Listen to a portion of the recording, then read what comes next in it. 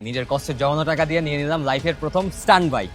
I can almost feel you walking in the distance, but I know that is not reality. সালাম আলাইকুম everyone, কি অবস্থা সবার? আশা করি সবাই ভালো আছেন and welcome back to my channel. So হ্যাঁ, আফটার এ লং টাইম আপনাদের সবার প্রিয় স্টান্ট রাইডার অর্থাৎ আমি স্টান্টিক্স প্রত্যয় আবার হচ্ছে প্রায় 60 থেকে 70 দিন পর হচ্ছে একটা ভিডিও আনছি। সো হ্যাঁ, সবাই কি ভাবতেছেন স্টান্টিক্স প্রত্যয় এই বাইকটা কিনছে? তো আমি যদি একজন স্টান্ট রাইডার, সো আমি তো ভুলেও আপনার R15 নিব না, কেন R15 দিয়ে স্টান্ট করতে অনেক বেশি প্যারা হয়। আমি এমন একটা বাইক নিয়েছি যেটা কিনা স্টান্টের জন্য বেস্ট একটা বাইক। সো আমি নিছি গাইজ আপনাদের স্টান্টের জন্য, মানে আপনাদের স্টান্টের কন্টেন্টের জন্য আমি যে বাইকটা নিয়েছি সেটা হচ্ছে এই যে অ্যাপাচি RTR 2B, আমার first stunt bike. I can almost feel you walking in the distance, but I know.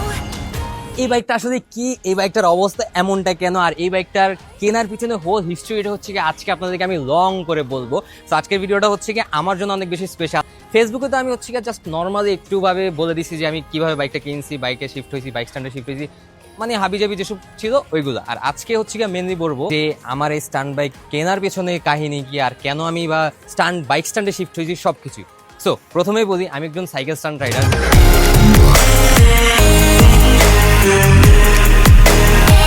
প্রত্যেক সাইকেল স্টান্ট রাইডারের একটা ড্রিম থাকে যে, আর নর্মালি আমরা যেমন কি করি যে স্কুল লাইফের পরে কলেজ লাইফে শিফট হয়ে কলেজ থেকে আবার ভার্সিটি, সেম একজন সাইকেল স্টান্ট রাইডারের ড্রিম থাকে যে সে সাইকেল স্ট্যান্ড থেকে পরবর্তী সময় হচ্ছে বাইক স্ট্যান্ডে শিফট হবে। সেম আমারও এটা অনেক বড় একটা স্বপ্ন ছিল যে আমি সাইকেল স্ট্যান্ডের পাশাপাশি আস্তে আস্তে হচ্ছে বাইক স্ট্যান্ডে শিফট হওয়ার ট্রাই করবো। ফাইনালি আমি বাইক স্ট্যান্ডে শিফট হয়ে গেছি, আর এটা হচ্ছে আমার লাইফের ফার্স্ট বাইক এবং কি ফার্স্ট স্টান্ট মড বাইক। এটা দেখতে একটু ময়লা আবর্জনা যুক্ত, আর একটু মনে করেন সামনে হেডলাইট নাই, অনেক কিছু কাটাছিটা করা। সো এটা হচ্ছে মূলত একটা অ্যাপাচি RTR 2B বাইক। আপনারা নর্মালি একটা 2B বাইক দেখতেছেন, আমার স্ক্রিনে দেখা যাচ্ছে একটা অ্যাপাচি RTR 2B বাইক। ওইটা নর্মালি এমন থাকে, ওই নর্মাল বাইকটাকে হচ্ছে গিয়ে পরে স্টান্টের জন্য বিভিন্ন মনে করেন কাস্টমাইজেশন করে এরকম বানানো হয়। যেমন প্রথমত আমাদের বাইকগুলোতে হেডলাইট থাকে না, কেননা হেডলাইট হচ্ছে গিয়ে একে তো ভারী হয়, আর দ্বিতীয়ত হচ্ছে আমরা যখন স্টান্ট করি অনেকবার হচ্ছে বাইকটা ক্র্যাশ হয়। ক্র্যাশ হওয়ার কারণে হেডলাইটে যেন ক্ষতি না হয় এই জন্য মূলত আমরা সামনের সাইডে হেডলাইটটা রাখি না, আর হচ্ছে গিয়া বাইকটা একটু ওয়েটও একটু কমে, এই জন্য মূলত হেডলাইটটা থাকে না। তো এটা হচ্ছে একটা বাম্পার যেটা কিনা বাইক পড়ার পরে সেভ করে। এখানে আবার স্টান্ট করার জন্য ফুটপ্যাক আছে, একটা এক্সস্ট আছে যেটা কিনা স্টান্টের সময় বাইকে একটু পাওয়ার দেয়। আর স্টান্ট বাইকের সব থেকে ইউনিক আর একটা কনফিউশন জিনিস সেটা হচ্ছে, এদিকে আসেন এটা যদি দেখায় আপনাদেরকে। এই যে দেখেন, এটা তো নর্মাল ব্রেক আমরা সবাই জানি। এখানে দেখেন পিছনে কি থাকে, মূলত বাম হাতে ক্লাচ থাকে, কিন্তু আমার এখানে ক্লাচের পাশাপাশি কিন্তু আরো একটা লিভার আছে। এটার কাজ কি ভাই? এটা হচ্ছে মূলত হ্যান্ড ব্রেক। তো আমরা যারা যারা স্টান্ট করে থাকি তাদের হ্যান্ড ব্রেকটা অনেক বেশি দরকার। আমার এখানে ক্লাচের পাশাপাশি একটা লিভার আছে। আবার এইদিকে যদি দেখাই, এই যে আমার বাইকের পেছন সাইডে, সাইন ভাই একটু পিছন আসো। এই যে দেখেন পেছন সাইডে কিন্তু এখানে নর্মালি একটা ক্যালিপার থাকে, আমার এখানে দুইটা ক্যালিপার, প্লাস আমার এখানে কিন্তু 200 ডিস্ক ইনস্টল করা আছে। এই 200 ডিস্ক ইনস্টল করতে প্লাস দুইটা ক্যালিপার করতে কি কি লাগে ওগুলো নেক্সট ইনশাল্লাহ সব ভিডিওতে আপনারা আস্তে আস্তে দেখতে পারবেন। সো এখন আসি যে বাইকটা আমি কিভাবে কিনছি। তো এই অ্যাপাচি RTR 2B ফুল স্টান্ট মোড বাইকটা ছিল মূলত RRZ টিম RRZ এর একজন ভাইয়ের। সো সে হচ্ছে স্টান্ট ছেড়ে দিছে, স্টান্ট ছেড়ে দেওয়ার কারণে সে একটা সেল পোস্ট করছে।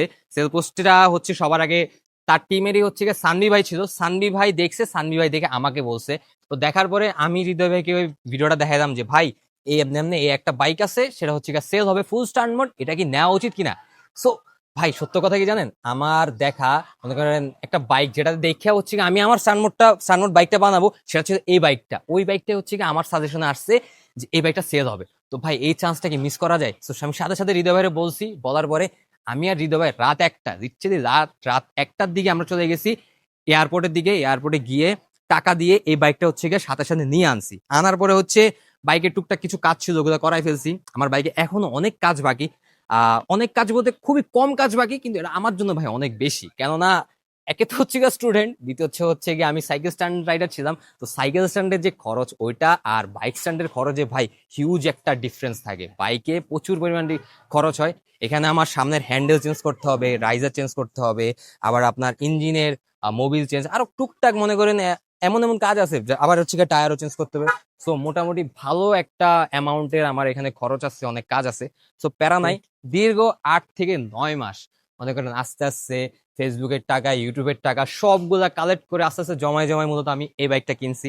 সো এই বাইকটা কেনার পেছনে কিছু মানুষেরও হাত আছে। তার মধ্যে সবার প্রথমে থাকবে আমার আম্মু, যে কিনা সব থেকে বেশি আমাকে সাপোর্ট করছে।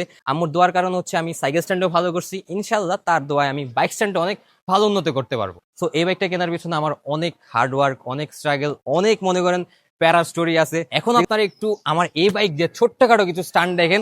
আমি ভাই নতুন স্টান্টে শিফট হয়েছি, আমি অত স্টান্ট পারি না, যতটুক পারি ওইটুকু হচ্ছে গিয়ে আপনারা এই ভিডিওতে দেখে আসেন।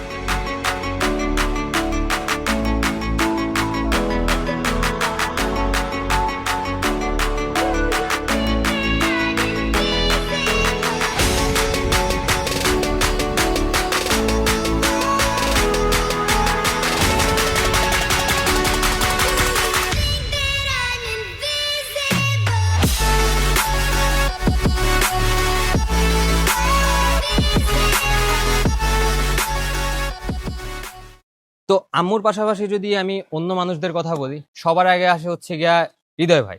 সো হৃদয় ভাই আমাকে বাইক স্ট্যান্ড বলেন, সাইকেল স্ট্যান্ড বলেন, ছোট থেকে হচ্ছে গিয়া সব বিষয়তে অনেক বেশি সাপোর্ট করছে।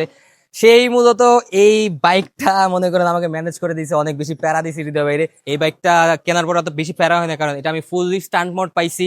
স্ট্যান্ড মোড বাইকটাই আমি কিনছি। আমি নর্মাল একটা অ্যাপাচি আর টুবি কিনতাম, ওটাতে মনে করেন আমার অনেক টাইম লাগতো স্ট্যান্ড মোড করতে, অনেক টাকাও যাইতো, অনেক হচ্ছে গিয়া পরিশ্রম হইতো।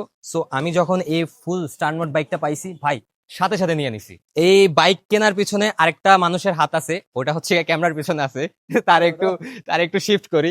তো এ হচ্ছে গিয়া অরবিন্দ সাইমন, যে কিনা এই যে বাংলাদেশের সব থেকে এক্সপেন্সিভ R15, যেটা ওই R15 গুলোর একটাই হচ্ছে এক্সপেন্সিভ R15টা, তারই হচ্ছে গিয়া ওনার হচ্ছে সাইমন ভাই।